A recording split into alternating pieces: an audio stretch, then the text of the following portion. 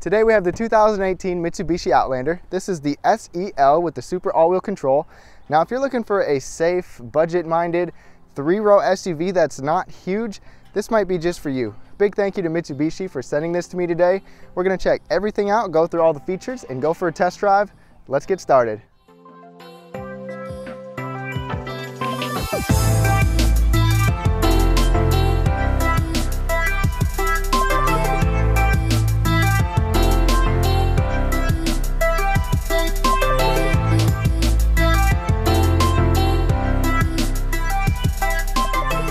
Alright everyone, thank you so much for tuning in for this Mitsubishi Outlander review here. This is the SEL trim level. We're going to do a quick walk around on the outside, check out the inside, and go for a test drive. So thank you to the touring package on this SEL trim. We do have LED daytime running lights running there underneath the headlight, LED low beams, halogen high beams. And let me tell you, I'm a big fan of these headlights, especially the low beams and the fog lights. We also do have LED fog lights. I took some video of these at night, and the headlights can actually move up and down, and those fog lights are really wide, so when you're going around some turns you can see things really well. On top of that, these are also automatic high beams thanks to that touring package. So Mitsubishi's got something a little interesting going on here with the chrome look running across the grille and down from the headlights. Definitely a unique appearance from what you'd see in some other crossovers like this. This is the cosmic blue, and depending on how you look at it and how the light hits it, it looks black sometimes or very dark, but when it hits it some other times, it looks pretty blue, and I think it looks pretty cool. We do have 18-inch wheels on every single Outlander and 225 width tires, but you'll get a different tone or a black wheel with the limited edition Outlander. One way to tell Outlanders apart is that you'll get a chrome belt line on the SEL trim level and up. And you can see that we have that here. You can even see the little piece down there on the bottom, little trim piece down there. So we do have the smart key system, which I will show you in just a little bit. Plus we even have fancy mirrors. These mirrors are kind of cool. You don't really see that on vehicles of this price very often. They do have the turning indicator in them, as well as blind spot monitors on the LE and up. Like I said before, we do have the super all-wheel control, and we do have 8.5 inches of ground clearance, which is very respectable for a crossover like this. Once we get around the back, we have LED combination taillights, a power lift tailgate on the SEL and up. The only thing is there's no foot activation with it. And then bringing the Outlander to a stop are ventilated front disc brakes and solid rear disc brakes. Let's check out the back. On the SEL trim and up, you'll get a power tailgate that you can open from inside the back with the little touch of a button there, or with the key fob. So there is a button on the inside that you can actually turn it off to make it basically a manual tailgate. And there's a little button up there to close it, as well as a handle right there. Now this isn't foot activated or anything like that. And with the third row up, I do have a carry-on suitcase, and you can fit that behind there. There's about little over 10 feet behind the third row seat. And if you have all the seats down, you'll have just over 63 feet. So kind of show you, that's a nice flat load floor right there. In the back, we also do have a power outlet right there. Our jack stuff is over here. We do have a couple little hooks randomized in the back of the cargo area, as well as a space for a possible tonneau cover there, or a cargo cover. Now, you see these third rows don't have headrests. Let me show you. Right now I have the headrest in this little secret compartment right here. So when you don't have those in there, you do have a few inches of space where you can store maybe some jumper cables or something like that. It would be nice to see some easier handles to fold seats down just basically with one touch, but in order to fold the third row down, pull that tab, then you can push it down, and then in order to pull it back up, you can pull that strap. Not too bad for a 3-row SUV that is fairly compact. So the smart key for the Outlander is called the fast key system, and our key fob looks like this. I think it feels pretty good. It feels pretty substantial. You can pull out this metal piece for a real key. These inserts do feel a little bit wobbly and cheap, but it still works, and I think it fits pretty good in your pocket. Anyways, as long as you have the key with you, you can push that button to lock it and unlock it. So now it's locked, push it again, now it's unlocked. And that works for both the driver and passenger doors. Now, since we have the SEL trim, the L, we have leather seats. Any trim below this, you do not have leather. Since we have this trim, we have 8-way power seats, but big mistake is that there's no lumbar support. I would definitely expect that in a higher trim vehicle like this, but it's nowhere to be found in here. Even without the lumbar support, these seats are still relatively comfortable. I never really found myself uncomfortable. I just would like to see that option. Now, at 5'9", when I sit up tall, I do have a pretty good amount of space above my head, but I do have this seat all the way down in its track because you kind of feel like you sit up high in here, which in some SUVs, I like that, in some trucks I like that, but I don't really feel like that's the best way to go with this. But you do sit kind of high in here. The seats are relatively comfortable. This leather's not as supple as I would expect, but nonetheless, it is leather. The steering wheel is leather wrapped, and it does have a decent range of motion. The lever's right there, both tilt and telescoping. The passenger seats are 4-way manual control on every trim level, and the seats below this are 6-way manual control. And if you have the SE trim level, you'll get heated seats on every level up from there. Once you move inside the Outlander, you'll find a somewhat soft surface up above the trim piece right here. You do have leather on this SEL trim for a nice soft padded armrest. Only one automatic window, and then the rest of your controls there. Now, this is a really large bottle holder, and I always appreciate that. And a pretty fat cubby right there. It's got a fairly quality door slam, and once you hop inside, you'll find kind of a mixture of materials and a mixture of looks for this cabin. So starting out front with this steering wheel, this is leather wrapped, and I do like the way that it feels. It's not squishy like some steering wheels are, but we do have a trim piece down here. That's something that you sometimes only see on some luxury cars. We also do have steering wheel controls both on the left and on the right. In fact, I'll show you what this button does here. I wondered what that was until I started using it. Otherwise, we can control our stereo and our mode with that, plus voice controls down here. Cruise control settings are all right in there. Now, as long as we have the key on us, there's actually a little key holder or a little stash pad right there. You don't have to have it in there, but push the button to start it up. And then those power folding mirrors will open up. And then that MPG is not accurate. Let me show you what I've been getting in my time with the car. Now I got it switched, and you can see in my week of testing, I've been averaging 24.3 miles per gallon, which is disappointing because I've done quite a bit of highway driving to and from work. This engine just really kind of struggles to get moving. But in order to control that screen up there, the button is actually right over here, which I think is kind of awkward. I think it should be better off being on the steering wheel. This isn't necessarily customizable either, but you can scroll through different things to see various information for a couple different trips right there, and then you do have the contrasting markers for your fuel and for your temperature. Otherwise, we have traditional analog gauges. One cool thing is that when you are in need of your all-wheel drive system, the super all-wheel control, you can see where the power is being split, the left and the right wheel right there, and I think that's pretty neat.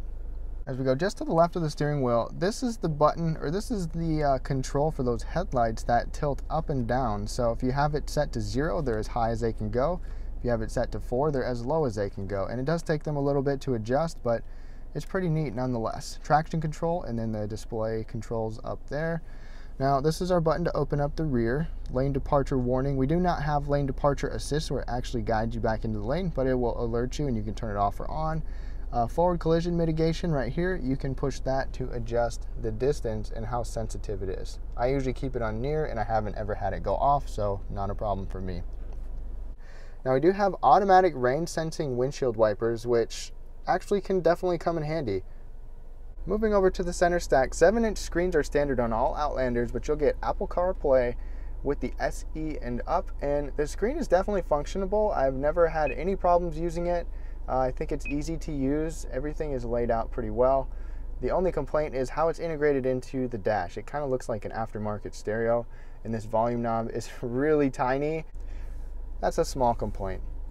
Eco mode down here basically dulls your throttle response and the way the transmission operates to make it a little bit more fuel efficient. Your hazard lights. We do have dual zone automatic climate control on every single Outlander, and you can have it automatic. You can have individual temperatures between you and your passenger. And then as we move down, I showed you this little spot for your key, and if you have your key there and you try to get out without it, it will beep and let you know. This is a button that you can use to basically make your tailgate not automatic. You can make it more manual, which I think is kind of cool if you want to turn that off so that you manually open it. Now this is not a cigarette lighter, but we do have a 12-volt power outlet right there. And then thanks to our touring package, we have the heated steering wheel.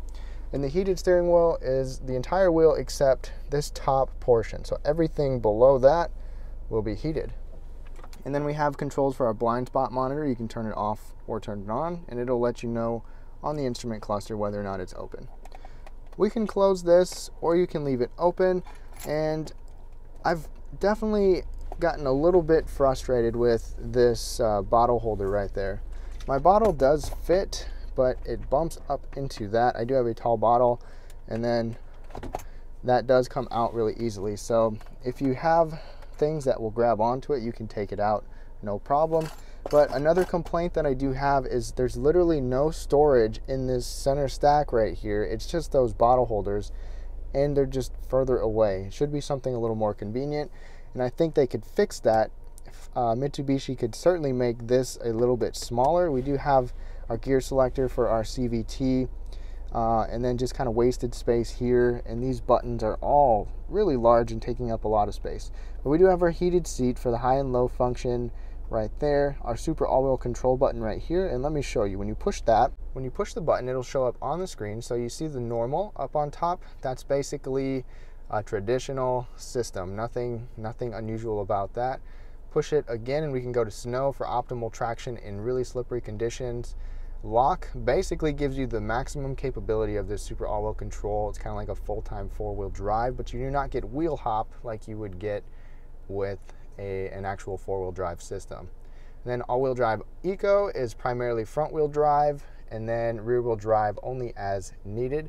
And I'll put a link in the description on a demonstration video of someone testing it out. It's kind of cool. We do also have the electronic parking brake and the brake hold, which comes in handy if you're at a stoplight or sitting still for a while. Push that and it'll hold the brake for you, and then once you accelerate, it will let you go. We do have a soft armrest right here. This is leather wrapped. We open this up and we have a 2-tier storage. So a small sliding piece right there unveils 2 USB ports, a pretty bright light down below, as well as a 12-volt power outlet. Let me bring you back up to this screen right here. So like I said, this is a 7-inch touchscreen. We do have a 9-speaker Rockford Fosgate system, which does sound pretty good, and it does have some pretty good bass. Now if we shift into reverse, that will unveil our multi-view camera. So we have our traditional backup camera that does have guidance lines like that, and you can even see them move over there. But if I push that button on the steering wheel, this interesting looking button right there, if I push that, it'll show me either onto the side of the vehicle, to the right side of the vehicle, maybe pulling up to a curb or something, or if I'm in drive, it'll show you out front what's in front of you, just like a forward camera if you're pulling up to something. I think that's even better than parking sensors. Not to mention, when you're backing out, it does give you rear cross traffic alert, which it will beep on either side and let you know if someone's coming behind you. Once I go up a little further, we do have the automatic dimming rearview mirror with the HomeLink system, which is always nice to have. You can open your garage doors with it. That's on the SEL and up. Now, this visor does not actually slide. We just have a vanity light and mirror, but nothing slides, and there's no slide out piece on the side, which is a bit of a disappointment. We do have our sunroof controls right there, or the lighting controls for those lights, and the sunroof does take up quite a bit of headroom back there, so I would go without it. Plus, if you have the sunroof, or the moonroof I should say, you don't have a sunglass holder. Otherwise you would. The glove box down here is soft opening. I wish it would lock, but it doesn't. But it has a separate space up above and a decent sized glove box right there. Now, visibility out of the Outlander isn't too bad. We do have a decent sized window back there, but there's a pretty large pillar, which is about what you would expect. But the back window is a little bit bigger than I thought, and you can fold those headrests down for even better visibility. Now, the back seat of the Outlander, we really have some pretty good legroom right here. I'm sitting behind myself at 5'9", and as you can see, I got quite a bit of space for my knees and a good amount of space for my feet, so that's a big plus right there. One questionable thing with this back seat is that when I sit upright, my head is very close. My hair is touching the headliner, and that's because we have quite a big drop down here, and I think it's mostly because of that sunroof. So if headroom in front and back is a big priority for you, probably skip the moonroof. up there because it really does bother this. I had a 6'2" friend back here and he could not sit up straight because of the headroom. Now there is a swoop behind that to where if you're leaned back, and these seats can lean back a little ways, if you're leaned back you got really good headroom, no problems with that, but just something to think about. Now I'm in the back seat of the Outlander. We do have the same soft material on this door right here and 2 bottle holders down below. So I'll show you all the leg space that I have right here, quite a bit for my knees. There is a floor hump in the middle, but if you do have the plug-in hybrid, you will not have nearly a floor hump like that. So questionable about putting adults right here depending on how big they are. We do have a fold down center armrest with cup holders, and it is nice and soft. Always welcome in the back seat. And this is how the seats fold down, just like that. One complaint on this higher trim for the Outlander is that we do have floor mounted vents, but we don't have anything really directly in our face anywhere back here, and there's no USB ports in the back seat, and that would definitely be welcome. Folding the seats down is a little bit of a process. So first, like you see over there, the seat bottom flips up out of the way. You don't have to move it, you just pull the tab. And then to fold the seat down, you have to move this headrest. That will fold down, pull the lever right there, and then it falls down for a pretty flat floor right there. Not too bad. Now getting into the third row, just like you're gonna fold it, you pull the lever and you can slide the seat forward a little bit depending on how far back your driver's seat is. There's not a huge space here, but there's a little spot to put your foot. Let's see if I can get my big butt in here. Okay, so I made it, and that seat is in its most forward position where I showed you where I was really close to the seat. But if you have children there, and if you have children in the back seat, you can make this work. But at 5'9" as an adult, I definitely do not fit back here. But I'll tell you what, I had a 5'4" friend in the back seat, and it was tight for her, but she fit. Some more into the third row is we do have a little storage pocket right there. Then when we go over to the other side, we have a couple small bottle holders, so that's definitely welcome. Now before I get started on the powertrains here, we have 2 different options, but we do have a 10-year, 100,000 mile warranty, which is fantastic for a powertrain warranty. We have 2 different options. We have a 2.4 liter 4-cylinder or a 3.0 liter V6. And here we have the 2.4 liter 4-cylinder, which puts out 166 horsepower and 162 pound-feet of torque. With just the front wheel drive, you'll get 25 miles per gallon city, 30 miles per gallon highway, and with our super all-wheel control, that drops to 24 and 29. And I've been averaging on the lower end of that, which I'm disappointed with considering a lot of driving I've done is on the highway. That engine is with the CVT and can tow up to 1,500 pounds, but if you want more power and more towing, you can tow up to 3,500 pounds with the 3.0 liter V6, which is only with the super all-wheel control, and that one will give you 224 horsepower and 215 pound-feet of torque, and miles per gallon will be 20 in the city and 27 on the highway. We are off in the 2018 Mitsubishi Outlander for the test drive portion here. And my first impression of this vehicle is that it's pretty laid back. I mean, there's nothing really, like the steering is pretty loose, the acceleration is pretty low. It's definitely geared and throttled. Well, it's got a CVT, but the throttle is set so that acceleration on the lower end is a little bit better, so you kind of get an impression that it's a little faster than it is. Once you get up to speed and you really need to put the pedal down, it's a little disappointing. It's not, it just needs more power. I'm sure the V6 is adequate, but if you're gonna be driving this just in town, I think this would be just fine. But if you're gonna be on the highway quite a bit like I am for work, then you're gonna be wanting more power. For some of the safety features like the adaptive cruise control, the radar cruise control, and the lane departure warning, those are optional. Those don't come standard on any trim level. They are optional, and we do have them here. The lane departure warning is just fine. Doesn't seem to be too aggressive. Once you do get on the line though, it will beep at you. I wish that there was an option, at least I couldn't find one, to make it maybe just vibrate or single beep, but it'll beep multiple times until you get back in. The radar cruise, it works.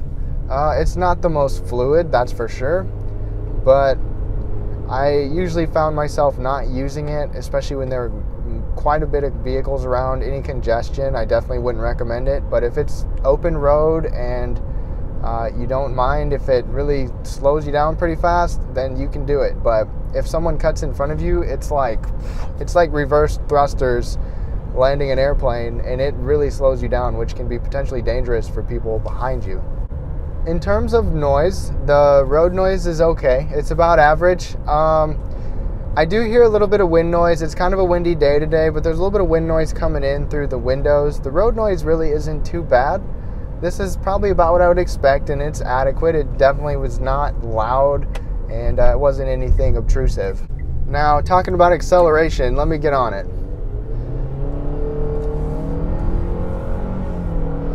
So that's floored. And you could definitely tell that it's got the CVT. It really kind of winds up. And let me tell you, I don't mind CVTs. I think they're just fine unless you're in a performance car. If you're in a vehicle that's going for fuel efficiency, they're pretty good. And in this one, it feels like it kind of winds up a little more than I want it to, even on lower speeds. Like you accelerate and you can kind of feel it winding, like the rubber bandy effect. And then when you let off, it still kind of propels you forward a little bit more than I would expect. The handling is probably the weakest point of this vehicle. The steering is a little sloppy. It does not feel very dialed in at all. I would definitely like to see something a little bit more engaging. The steering, it's got a decent weight to it. It's not a bad weight, but it's just not dialed into the road, and it does not give you confidence when you're going around turns. The cool thing is that we can move our gear selector over to the DS, and that'll automatically put you at a higher RPM and then give you a little bit more acceleration. So I'm going to get on it, and it definitely makes it a little bit more fun to drive, but it's definitely still a little questionable with any turning. But if you really want to have some fun with it and get more acceleration out of it, put it into the DS mode, and then you can get a little bit more zip on it. One thing that I found initially was that the brakes are a little bit soft, but they do a pretty good job of getting the vehicle slowed down. So I'm going to hit on them a little bit hard here. And you got to put the pedal down a little more than you would want, but they get you slowed down just fine. I'm going to give you another run of acceleration.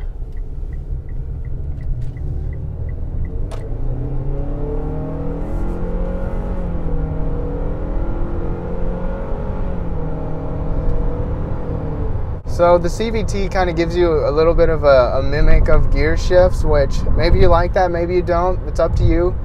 But for most people, this vehicle would be just fine. Like I said, I would not want to use it if you're going to be driving out of town a lot or on highways at high speeds, merging onto freeways, things like that.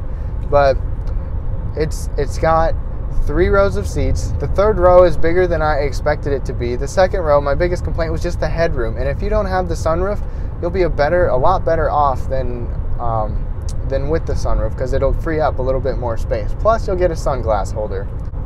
In terms of the ride is just fine. It definitely leans more towards the cushier, floatier end. It soaks things up pretty well. You can feel everything in the cab, but there's nothing that really jolts you and gets you unsettled, which is what I like. But like I said, you kind of lose that with your handling, and it's just not as precise, and it's not a vehicle you'd want to corner. But I will say, with the super all-wheel control, it would definitely be better having that in wet conditions, snow, ice, wet. That's when I would really want to have it. When it's all said and done, after a week of mixed driving, I've gotten just over 24 miles per gallon, which is a little disappointing. And a lot of that has to do with the fact that the engine had to work so hard on the freeway. But other than that, this is a good vehicle because it's lower in price compared to most. You got the third row back there.